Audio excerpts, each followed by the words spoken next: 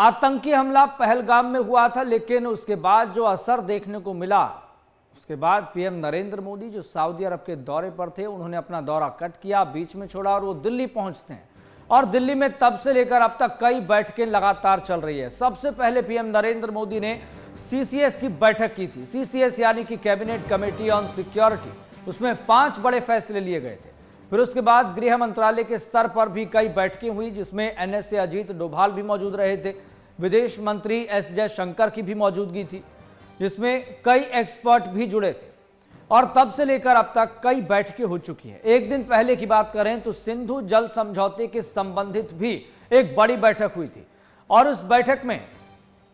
केंद्रीय जल शक्ति मंत्री सीआर पाटिल की भी मौजूदगी थी। विदेश मंत्री एस जयशंकर भी मौजूद थे। तो वहीं दूसरी तरफ आप ये देखिए कि मामला इतना ज्यादा सेंसिटिव हो गया है कि सेना प्रमुख जनरल उपेंद्र द्विवेदी खुद जम्मू कश्मीर गए थे पूरी स्थिति को भांपने के लिए। यानी कि दिल्ली से लेकर जम्मू कश्मीर तक हर एक चीज पर मॉनिटरिंग की जा रही है, जहां पर एक तरफ सेना अपने लेवल पर काम कर रही है, सर्च ऑपरेशन चलाए जा रहे हैं, संदिग्धों से पूछताछ की जा रही है, तो वहीं सरकार अपने लेवल पर कई बैठकें कर कहीं ना कहीं पाकिस्तान को यह संदेश देने में जुटी हुई है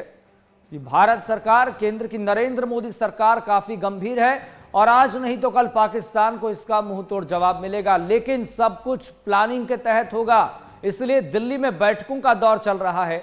और यह बैठकों का दौर कहीं ना कहीं पाकिस्तान को तिलमिलाने के लिए काफी है। अभी तो केवल टीजर है, अभी तो केवल ट्रेलर है, लेकिन अभी पूरी पिक्चर बाकी है और पाकिस्तान इस बात को समझ रहा है। पाक आर्मी चीफ असीम मुनीर हर एक चीज पर नजर बनाए हुए हैं। तो अभी तक दिल्ली में क्या घटनाक्रम है, फिलहाल किस स्तर पर अब आज बैठकें होनी है, इसको जानने समझने के लिए सीधा हम रुख कर लेते हैं। हमारे संवाददाता प्रॉक्स चौधरी जुड़ गए हैं। प्रॉक्स चौधरी, जब से पहलगाम में आतंकी हमला हुआ है तब से लेकर अब तक दिल्ली में कई बैठकें हो चुकी है,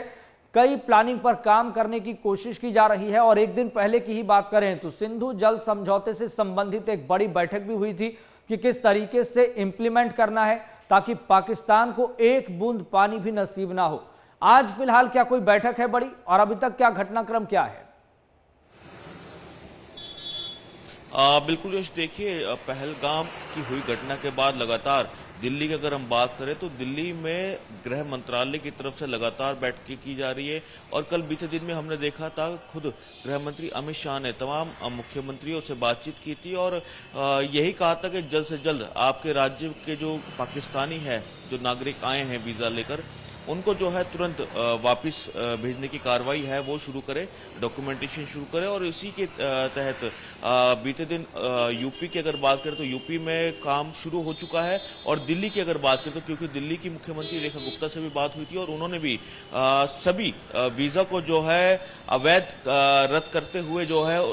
कल तक का, यानी कि 28 तारीख तक का समय दिया है कि पाकिस्तान जाने के लिए। खाली एकमात्र जो मेडिकल सिचुएशन के कारण जो लोग यहाँ पर रुके हुए थे वो 29 तारीख तक यहाँ पर रुक सकते हैं और उनको भी 29 तारीख के बाद जो है पाकिस्तान वापस जाना होगा। तो कहीं ना कहीं इसको लेकर तमाम दिल्ली से जो है काफी कोशिशें की जा रही है कि तमाम पाकिस्तान से हर उस तरीके से, कूटनीतिक तरीके से जो है रिश्ते तोड़ दिए जाए ताकि पाकिस्तान जो आतंकी संगठन का साथ देता है वो ना दे। और इसी को लेकर माना जा रहा है कि आज भी बड़ी बैठक जो है हो सकती है। गृह मंत्री अमित शाह की तरफ से लगातार बैठकें की जा रही है, जो गृह सचिव है उनकी तरफ से बैठकें की जा रही है। और हमने देखा भी था कि आर्मी चीफ खुद पहलगाम पहुंचे थे और वहां पहुंचकर पूरी सिचुएशन का मुआयना किया था और उसी के इनपुट जो है अब यहां पर गृह सचिव को दिए जाएंगे और गृह मंत्री को दिए जाएंगे और आगे की रूपरेखा तैयार की जाएगी। क्योंकि सिंधु जल संधि को रद्द करने को लेकर जो कल बड़ी बैठक हुई थी गृह मंत्री अमित शाह के द्वारा और जो जल शक्ति मंत्री है सीआर पाटिल, उनकी बीच में जो बैठक हुई थी उसके अंदर यही रणनीति बनाई गई है कि पानी को किस तरीके से रोका जाए। क्योंकि एक बूंद पानी जो है पाकिस्तान को नहीं देना है, उसके बाद ही पाकिस्तान की जो हरकतें हैं वो कहीं ना कहीं रुकेगी। तो इसी को लेकर ये तमाम बैठकों का दौर दिल्ली में जारी है। रॉ चीफ और आईबी चीफ लगातार जो है उस घटनाक्रम पर अभी भी इनपुट्स पर काम कर रहे हैं, क्योंकि किस संगठन की तरफ से जो ये हमला हुआ है, क्योंकि आतंकियों के ऊपर तो एक्शन जरूर किया जा रहा है, जो संदिग्ध उनको हिरासत में लिया गया था और जो दो आतंकी आसिफ और जो अन्य आतंकी था उसके घरों को जो है तोड़ दिया गया है। कार्रवाई शुरू हो चुकी है। लेकिन दिल्ली की अगर बात करें तो दिल्ली में बैठकों का दौर अभी भी जारी है और आज भी कई हाई लेवल बैठकें जो है यश हो सकती है दिल्ली में। बिल्कुल प्रोक्ष, जिस तरीके से सीसीएस की बैठक में 5 बड़े फैसले लिए गए उसको इम्प्लीमेंटेशन के लिए लगातार काम चल रहा है और एक बड़ी जानकारी ये भी है कि जिस तरीके से जो देश का सेंटिमेंट बना हुआ है, विरोध प्रदर्शन की लगातार तस्वीरें सामने आ रही है, पाकिस्तान को सबक सिखाने की बात हो रही है, लेकिन चर्चा ये भी चल रही है कि पाकिस्तान को सबक सिखाने के लिए क्या केवल वाटर स्ट्राइक काफ़ी है या फिर उसके आगे भी कुछ होगा, यानी कि क्या कुछ बड़ा होने वाला है क्या? जी बिल्कुल, देखिए क्योंकि लोगों की भावनाएं जुड़ी हुई है और ये जो पूरा घटनाक्रम हुआ था तो लोगों का, हमने शुरू से ही यहाँ के जितने प्रोटेस्ट हुए थे वो कवर किए हैं और लोगों का एक ही कहना है कि हमें इंतकाम चाहिए, यानी कि जो एक्शन आतंकियों की तरफ से हुआ था उसका रिएक्शन जल्द से जल्द भारत सरकार ले। ये बात ठीक है कि कूटनीतिक तरीके से 5 बड़े फैसले लिए गए हैं, लेकिन इसके अलावा जिस तरीके की एयर स्ट्राइक पहले भारत की तरफ से की गई थी पाकिस्तान के अंदर, वैसी ही दोबारा से डिमांड की जा रही है लोगों की तरफ से। लेकिन क्योंकि धीरे धीरे स्टेप लिए जाते हैं और 5 फैसले पहले से लिए जा चुके हैं और बैठकें चल रही है, तो कहीं ना कहीं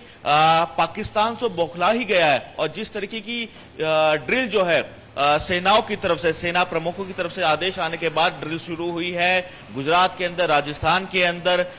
कल भी एक ड्रिल हुई थी और उससे कहीं ना कहीं ये अंदाजा आप लगा सकते हैं कि सेना अपने तौर पर पूरी तरीके से तैयारी में लग चुकी है। तो कहीं ना कहीं इसका खौफ जो है पाकिस्तान में भी देखा गया है और पाकिस्तान के बॉर्डर्स पर जो है जो उनके टैंक है वो लगा दिए गए हैं। तो कहीं ना कहीं पाकिस्तान को समझ में आ गया है कि भारत अब इन आतंकी जो हमले होते हैं उसके विरोध में कोई भी एक्शन कभी भी ले सकता है। और बिहार के अंदर जब प्रधानमंत्री पहुंचे थे और उन्होंने अपने स्पष्ट शब्दों में कह दिया था कि उनके सोच से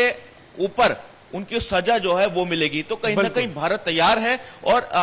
जल्द ही जो है, क्योंकि बैठकें चल रही है और कोई अगला कदम देखना रहेगा कि भारत सरकार की तरफ से और पाकिस्तान को लेकर क्या लिए जा सकते हैं। बिल्कुल, यानी कि एक तरह से आतंकवाद को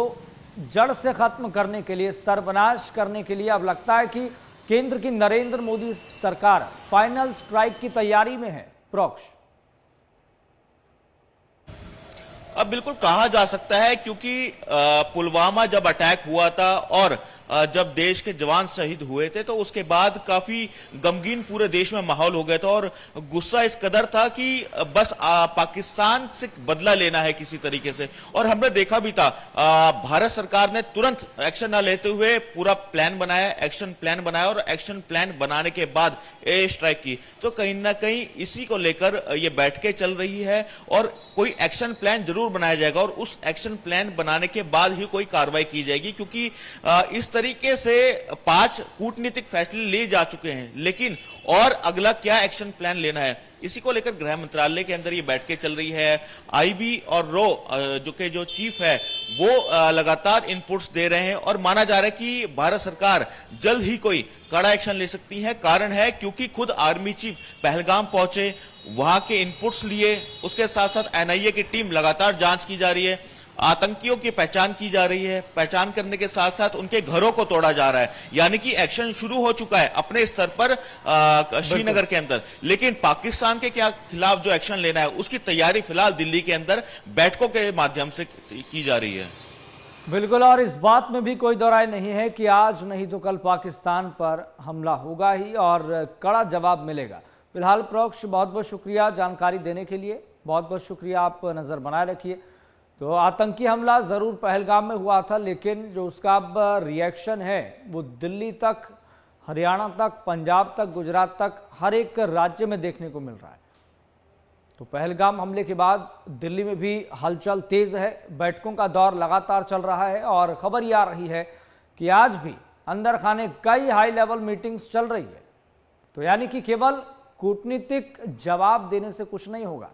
देश के भीतर जो सेंटिमेंट है उसका मतलब यह है कि केंद्र की नरेंद्र मोदी सरकार पाकिस्तान को मुंह तोड़ जवाब दे, चारों खाने चित्त करे।